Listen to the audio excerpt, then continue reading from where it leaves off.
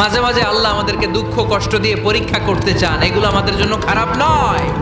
এই দুঃখ কষ্ট বিপদ আমাদের কোমরকে সোজা করে, আমাদের পায়ের মাটিকে শক্ত করে, চিল্লায় বলেন ঠিক কিনা?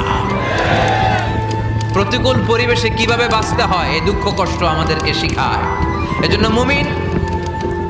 মুমিন বান্দার বৈশিষ্ট্য হচ্ছে দুঃখ কষ্ট বেদনা জ্বালা এগুলোতে সে আপসেট হয় না, সে হাল ছেড়ে দেয় না, সে ভরসা রাখে একজনের উপর, চিল্লায় বলতে হবে তিনি কে?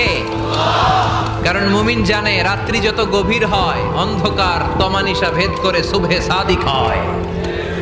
মুমিন জানে গর্ভবতী নারীর পেটের ব্যথা যেই দিন বাড়তে থাকে ওই দিনই নতুন মেহমান আগমনের সময় ঘনাতে থাকে।